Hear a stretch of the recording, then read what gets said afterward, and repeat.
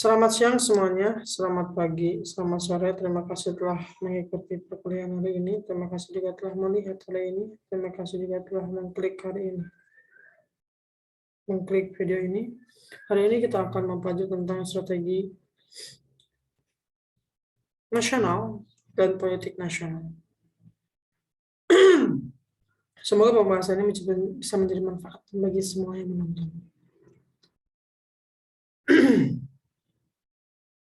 Baiklah, kita mulai. Politik dan strategi nasional merupakan satu kesatuan yang tidak dapat dipisahkan. Politik merupakan sebagai upaya proses menentukan tujuan dan cara hidup, cara mewujudkan berhubungan langsung dengan strategi dan merupakan kerangka rencana untuk mencapai tujuan yang diinginkan. Dalam hal ini, politik dan strategi nasional merupakan suatu yang berhubungan erat dengan cara-cara untuk mencapai tujuan nasional. Politik nasional pada hakikatnya merupakan kebijakan nasional. Hal ini dikarenakan politik nasional merupakan landasan serta arah konsep strategi nasional. Dan strategi nasional merupakan pelaksanaan dari kebijakan nasional. Dalam penyusunan politik nasional, hal-hal yang perlu diperhatikan secara garis besar adalah kebutuhan pokok nasional yang meliputi masalah kesejahteraan umum dan masalah keamanan dan pertahanan negara.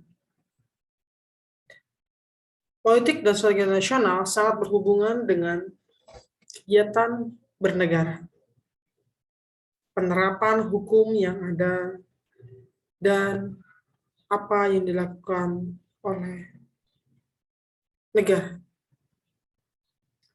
Strategi nasional merupakan gambaran umum apa yang akan dilakukan negara selama masa kekuasaan tertentu, dan lalu diadopsi dan disesuaikan pelaksanaannya sesuai dengan kebutuhan daerah masing-masing yang dilakukan penyesuaiannya oleh wakil dari pemerintah daerah, yaitu adalah gubernur, wali kota, dan bupati.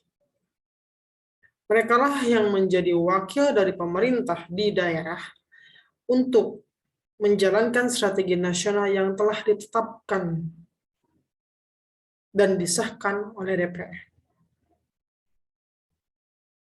Ya, dan ini pun berhubungan dengan politik nasional Indonesia, karena strategi nasional pasti akan berhubungan dengan kegiatan politik Indonesia dan juga akan berhubungan dengan berbagai organisasi kemasyarakatan yang merupakan bagian dari kegiatan politik di Indonesia.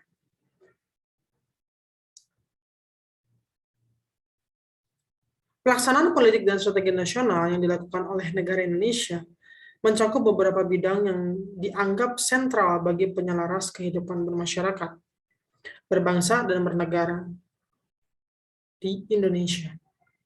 Bidang-bidang tersebut adalah bidang hukum, ekonomi, politik, agama, pendidikan, sosial, budaya, bidang pembangunan daerah, sumber daya alam, dan lingkungan hidup, serta bidang pertahanan dan keamanan negara. Politik dan strategi nasional akan sangat berhubungan dengan semua bidang-bidang tersebut. Karena dalam penerapannya, setiap bidang tersebut harus dapat menerapkan strategi nasional yang telah ditetapkan demi kemajuan bangsa, demi ikut serta dalam melaksanakan strategi nasional yang telah ditetapkan. Ya, jadi semua bidang tadi, sosial budaya pun harus mengadopsi strategi nasional tersebut, harus dapat diterapkan dalam semua bidang. Ya, kemudian politik dan strategi nasional Indonesia akan berhasil dengan baik dan memiliki manfaat yang seluas-luasnya bagi peningkatan kesejahteraan dan kebahagiaan seluruh rakyat.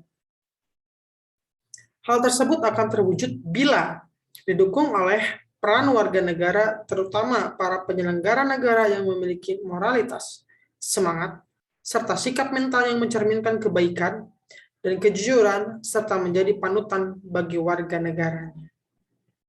Ya. Panutan artinya secara individu sekalipun, selama kita berada dalam lingkungan negara Republik Indonesia sebagai rakyat dan sebagai warganya, kita wajib ikut serta untuk menerapkan strategi nasional tersebut dan politik nasional pada kehidupan kita sehari-hari. Dengan dasar moralitas, semangat, serta sikap mental. Ya, setiap strategi nasional akan berakar pada Pancasila dan Undang-Undang Dasar 1945 yang menjadi dasar moralitas. Strategi tersebut bisa disahkan dan ditetapkan. Artinya, kita pun harus ikut serta dalam menjalani itu.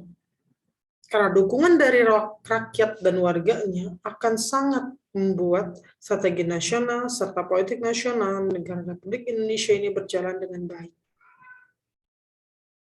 Ya, hanya mencerminkan kebaikan dan kejujuran. Kejujuran di sini kita harus benar-benar bisa menerapkan itu dengan baik. Ya, kalau ternyata strategi nasional ini berhubungan dengan kesejahteraan, kita juga sejahtera. Kita juga bisa mensejahterakan warga yang lainnya. Begitu.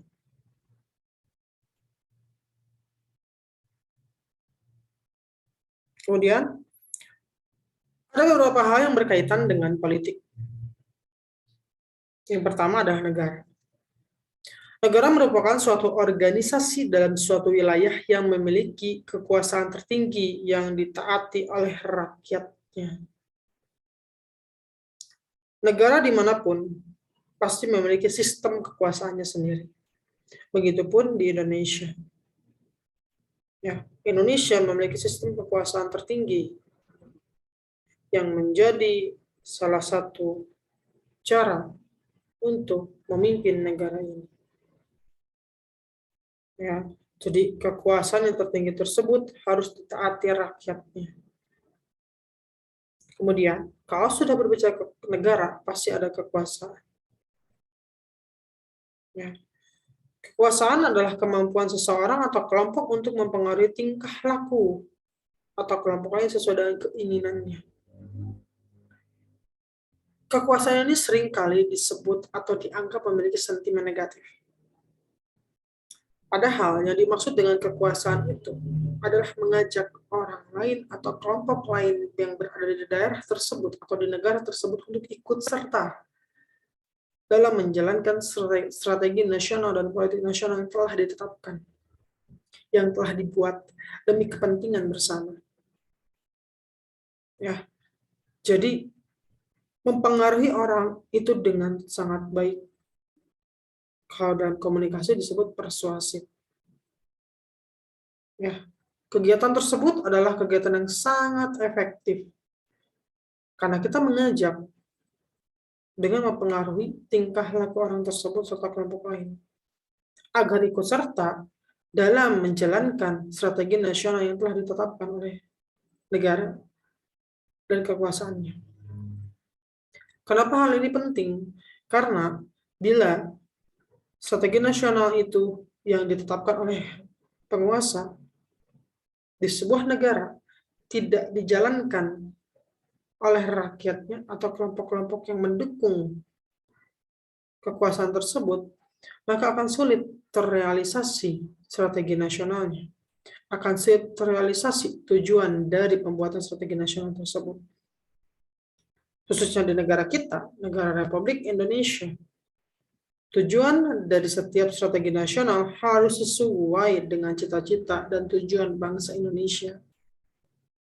Artinya, kalau kita ikut serta dalam menjalankan dan mendukung strategi nasional yang telah ditetapkan, kita politik nasional yang telah ditetapkan, kita juga ikut serta dalam menyelenggarakan atau mencapai, berusaha mencapai cita-cita bangsa ini.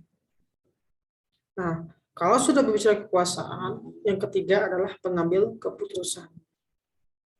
Ya, atau pengambilan keputusan. Pengambilan keputusan adalah aspek utama politik. Dalam pengambilan keputusan,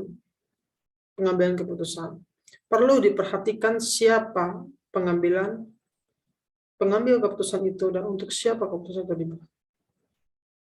Ya. Kalau sudah bicara tentang kekuasaan, pasti ada yang mengambil keputusan. Yang mengambil keputusan pun tidak bisa sembarangan menetapkan apa yang diputuskannya. Tidak bisa sembarangan dia mengambil keputusan. Karena dalam pengambilan keputusan, khususnya di negara kita, negara Republik Indonesia, dalam menjalankan strategi politik dan strategi nasional Indonesia, keputusan itu harus sesuai dengan nilai-nilai Pancasila, nilai-nilai Indonesia, dan demi kepentingan rakyat Indonesia, demi kepentingan dan kemajuan negara. Setiap keputusan akan dipertimbangkan. Apakah ini baik atau tidak? Apakah ini tepat atau kurang tepat? Para pengambil keputusan di negara ini harus selalu mempertimbangkan itu, karena akan berhubungan dengan masa depan bangsa. Kalau sembarangan memutuskan, maka akan menghancurkan bangsa itu. Kalau sudah bicara tentang pengembalian keputusan, yang selanjutnya pasti akan diterapkan dalam kebijakan umum. Ya. Kebijakan merupakan suatu kumpulan keputusan yang diambil oleh seseorang atau kelompok politik yang memiliki tujuan dan cara mencapai tujuan itu. Setelah keputusan itu diambil oleh pengambil keputusan di sebuah negara yang memiliki kekuasaan, maka keputusan tersebut harus dapat diterapkan dalam kebijakan umum. Ya, kebijakan umum ini di setiap daerah pasti berbeda-beda. Karena dalam penerapannya di Indonesia kita menganut sistem otonomi daerah. Artinya setiap daerah memiliki kebijakan umumnya masing-masing tapi tetap menginduk pada pengambil keputusan utama. Kenapa itu bisa terjadi? Karena setiap daerah di Indonesia memiliki kepala daerahnya masing-masing dan kepala daerah yang mengetahui setiap daerah itu butuhnya aturan yang mana, butuhnya mengadopsi yang mana. Hal ini sekarang bisa dilihat contohnya ketika dalam penanganan COVID-19. Ada daerah yang sudah membuka aturan penggunaan masker. Adapun yang belum, karena kondisi setiap daerah itu berbeda. Para kepala daerah, yaitu gubernur, bupati, dan wali kota, pasti akan mempertimbangkan setiap kebijakan umum. Jadi meskipun pengambil keputusan itu memutuskan, tapi para pemimpin daerah lah yang nanti akan menentukan bisa tidak itu diterapkan di daerah saya. Karena mereka pun dalam pengambilan keputusan nanti untuk kebijakan umumnya, itu harus tetap mempertimbangkan keselamatan, terutama kalau kita ngomongin COVID, ya, keselamatan rakyatnya. Gitu. Makanya tetap dalam pengambilan kebijakan umum pun harus tetap memikirkan kepentingan rakyat, kepentingan negara, dan kepentingan wilayahnya. Nah, dalam kebijakan umum kita akan berbicara juga dengan distribusi atau pembagian dan pengalokasian nilai-nilai dalam masyarakat. Ya, kebijakan umum itu harus dapat juga mengalokasikan nilai-nilai,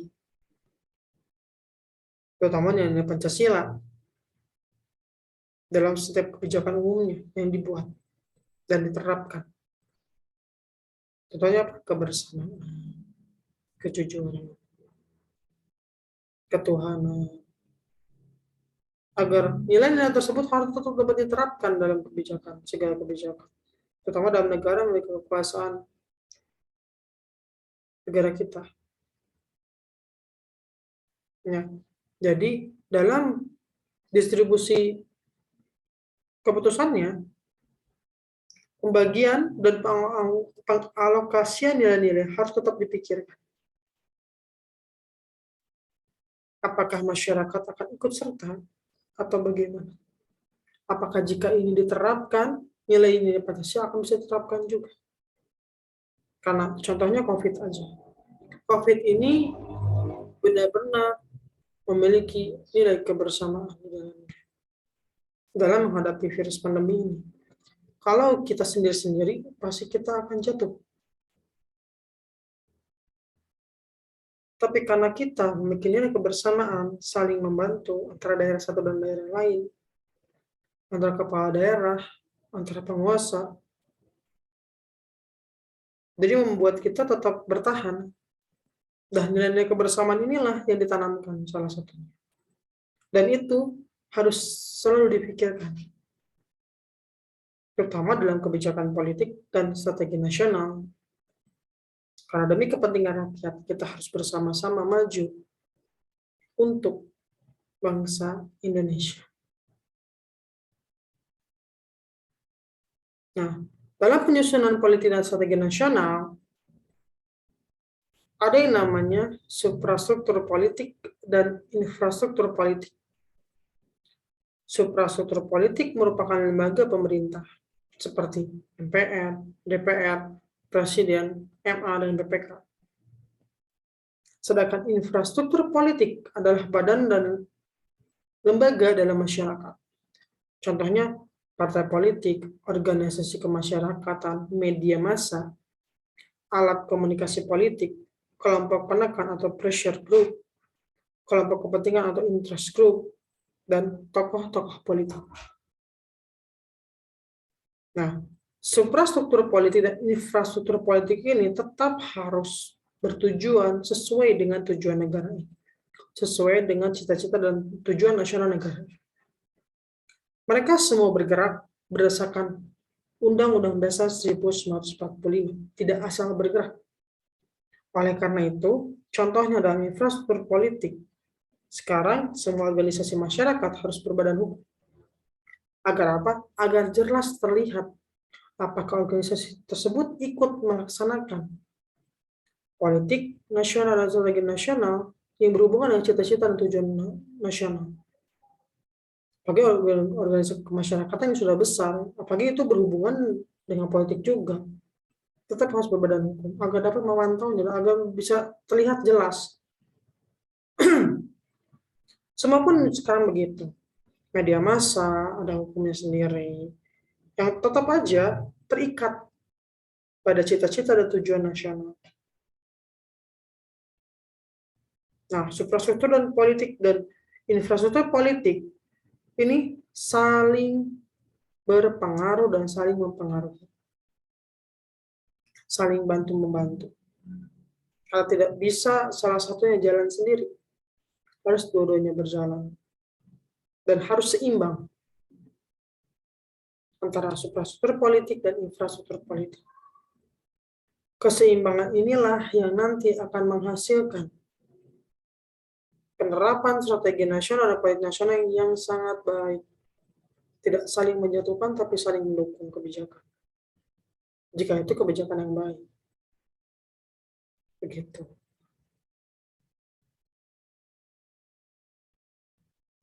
Nah, politik strategi nasional yang telah berlangsung selama ini disusun berdasarkan sistem kenegaraan menurut Undang-Undang Dasar 1945. Sejak tahun 1985 berkembang pendapat yang mengatakan bahwa pemerintah dan lembaga negara yang diatur dalam Undang-Undang Dasar 1945 merupakan suprastruktur politik.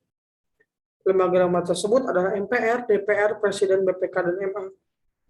Sedangkan badan-badan yang berada di dalam masyarakat disebut sebagai infrastruktur politik, yang mencakup peranata politik yang ada dalam masyarakat seperti partai politik, organisasi kemasyarakatan, media massa, kelompok kepentingan, dan kelompok penekan. Suprastruktur politik dan infrastruktur politik harus dapat bekerja sama dan memiliki kekuatan yang seimbang demi kemajuan dan kebaikan bangsa Indonesia untuk melaksanakan politik strategi nasional yang telah ditetapkan. Mekanisme penyusunan politik strategi nasional di tingkat suprastruktur politik diatur oleh Presiden. Dalam hal ini, Presiden bukan lagi sebagai mandataris MPR sejak pemilihan Presiden secara langsung oleh rakyat pada tahun 2004. Karena Presiden dipilih secara langsung oleh rakyat, maka dalam menjalankan pemerintahan berpegang teguh pada visi dan misi Presiden yang disampaikan pada waktu sidang MPR setelah pelantikan dan pengambilan sumpah dan janji Presiden dan Wakil Presiden. Visi dan misi inilah yang dijadikan politik dan strategi dalam menjalankan pemerintahan dan melaksanakan pembangunan selama 5 tahun masa jabatannya. Sebelumnya, politik dan strategi nasional mengacu pada garis besar haluan negara atau kita singkat dengan GBHN yang dibuat dan ditetapkan oleh MPR. Proses penyusunan politik strategi nasional pada infrastruktur politik merupakan sasaran yang akan dicapai oleh rakyat Indonesia sesuai dengan kebijakan politik nasional. Penyelenggaraan negara harus mengambil langkah-langkah pembinaan terhadap semua lapisan masyarakat dengan mencantumkan sasaran masing-masing sektor atau bidang. Tujuan politik dan strategi nasional Indonesia untuk dalam negeri secara telah tercantum dalam pembukaan Undang-Undang Dasar 1945. Aneh keempat yang menyatakan melindungi segenap bangsa Indonesia dan seluruh tumpah darah Indonesia dan untuk memajukan kesejahteraan umum, mencerdaskan kehidupan bangsa dan ikut melaksanakan ketertiban dunia yang berdasarkan perdamaian abadi dan keadilan sosial. Sehingga jelas sekali bisa kita simpulkan bersama-sama bahwa tujuan utama politik dan strategi nasional Indonesia adalah untuk melindungi hak-hak seluruh warga negara Indonesia tanpa terkecuali dan menjaga pelaksanaan kewajiban-kewajiban dengan melaksanakan pemerintahan yang mengatur keamanan. 2. Mensejahterakan kehidupan seluruh bangsa Indonesia. 3. Melaksanakan sistem pendidikan agar bisa memajukan bangsa dan negara. 4. Menjaga keamanan untuk menjaga perdamaian dan kehidupan sosial yang seimbang, baik dalam negeri maupun luar negeri. Tujuan politik luar negeri setiap negara adalah mengabdi kepada tujuan nasional negara itu sendiri. Menurut Muhammad Hatta, tujuan politik dan strategi luar negeri Indonesia adalah sebagai berikut. 1. Mempertahankan kemerdekaan bangsa dan menjaga keselamatan negara. 2. Memperoleh barang-barang yang diperlukan dari luar negeri untuk memperbesar kemakmuran rakyat. 3. Meningkatkan perdamaian dunia. 4. Meningkatkan persaudaraan dengan semua bangsa. Tujuan politik luar negeri tidak terlepas dari hubungan luar negeri. Hubungan luar negeri merupakan hubungan antara bangsa, baik regional maupun internasional, melalui kerjasama bilateral ataupun multilateral, yang ditujukan untuk kepentingan nasional. Politik strategi luar negeri Indonesia oleh pemerintah dirumuskan dalam kebijakan luar negeri yang diarahkan untuk mencapai kepentingan dan tujuan nasional. Kebijakan luar negeri oleh pemerintah dilaksanakan dengan kegiatan diplomasi yang dilaksanakan oleh para diplomat. Dalam menjalankan tugasnya, para diplomat dikoordinasikan oleh Departemen Luar Negeri yang dipimpin oleh Menteri Luar Negeri. Untuk inilah ditugaskan diplomat dalam rangka menjembatani kepentingan nasional negaranya dengan dunia internasional. Implementasi penyusunan politik dan strategi nasional mencakup beberapa bidang. Bidang hukum, bidang penyelenggaraan negara, bidang komunikasi, informasi dan media massa, bidang agama, bidang pendidikan, bidang kependudukan dan peranan perempuan, bidang olahraga, dan bidang pembangunan daerah.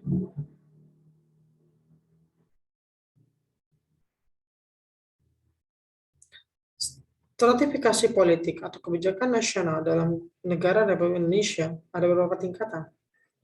1 adalah tingkatan penentu kebijakan puncak. Meliputi kebijakan tertinggi yang menyeluruh secara nasional dan mencakup penentu Undang-Undang Dasar. Menitik beratkan pada masalah makro politik bangsa dan negara untuk merumuskan Tujuan nasional berdasarkan falsafah Pancasila dan Undang-Undang Dasar 1945. Kebijakan tingkat puncak dilakukan oleh MPR.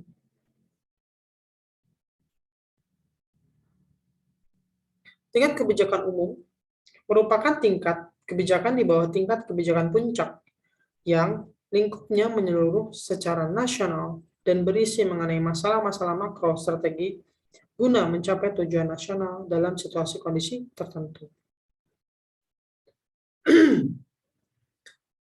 Kemudian di bawah lagi adalah tingkat penentu kebijakan khusus. Merupakan kebijakan terhadap suatu bidang utama pemerintah. Kebijakan ini adalah penjabaran kebijakan umum guna merumuskan strategi, administrasi, sistem, dan prosedur dalam bidang tersebut.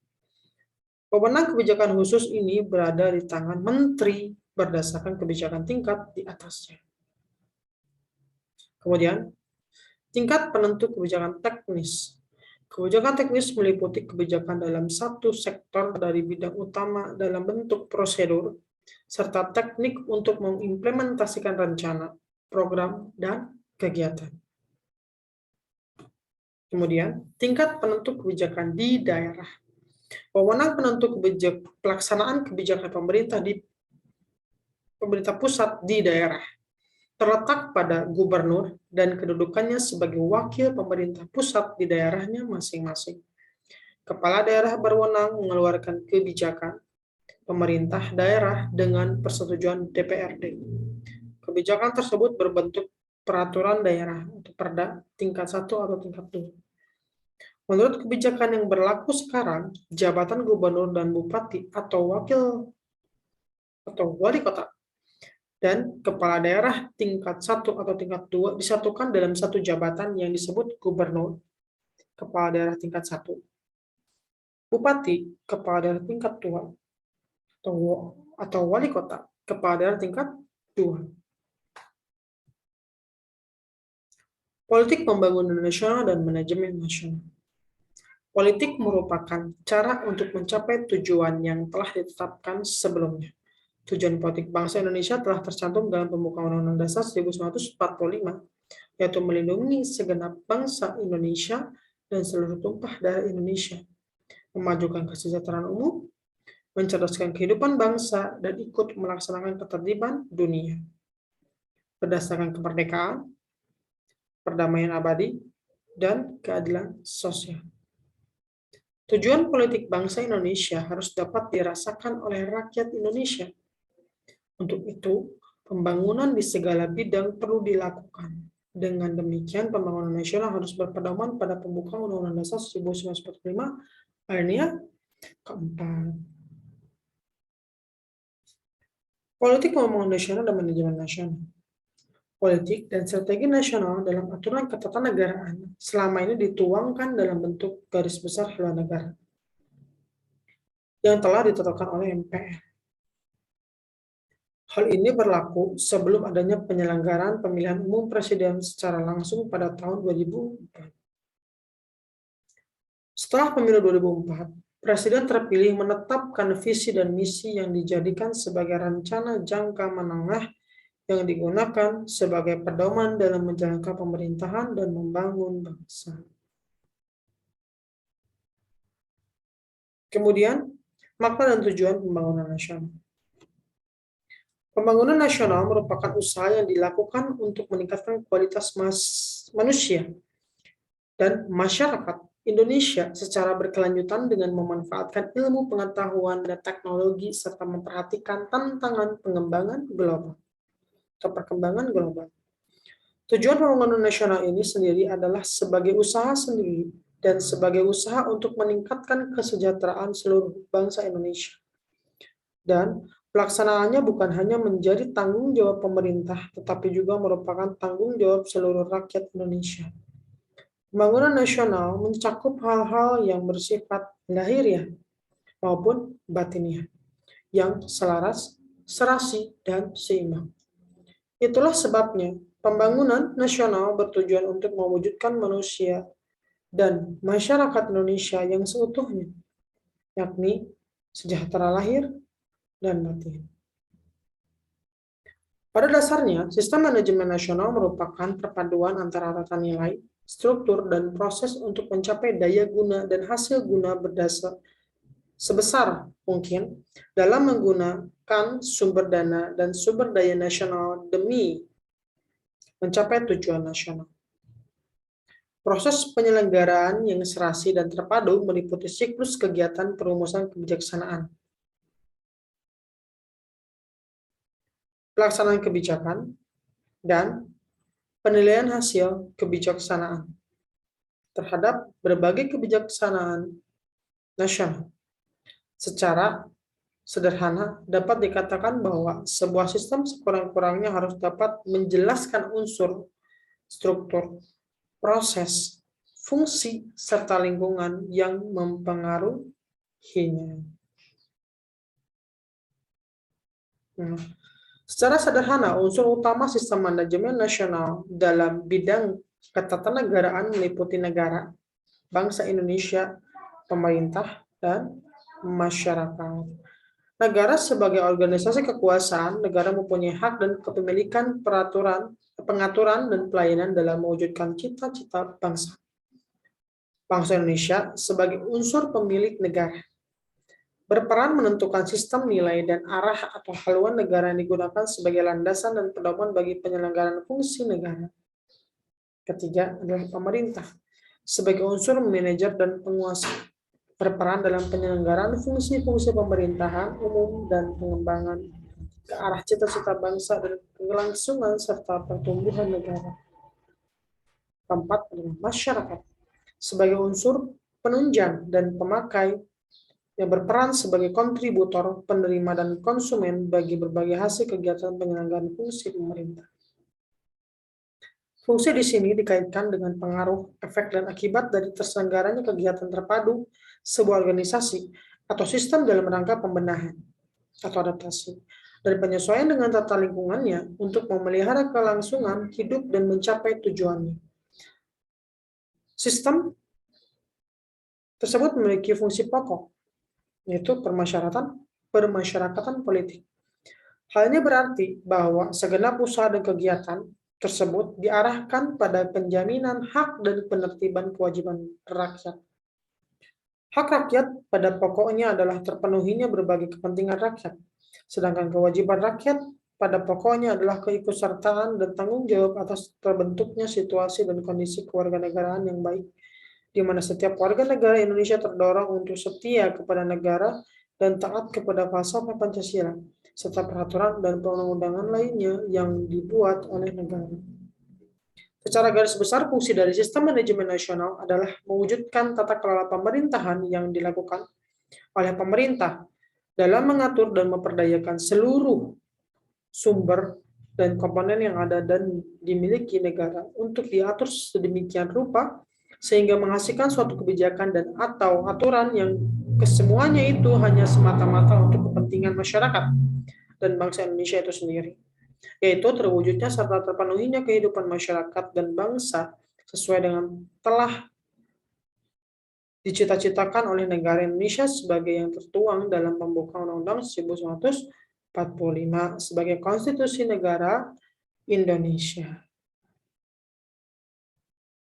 Baiklah, semoga apa yang saya sampaikan yang dapat bermanfaat bagi yang mendengarkan. Kurang lebihnya saya mohon maaf. Apa yang saya sampaikan di sini adalah merupakan contoh dari perkuliahan, tidak ada maksud untuk menghina atau menjatuhkan kelompok tertentu. Terima kasih yang sudah mendengarkan. Assalamualaikum warahmatullahi wabarakatuh.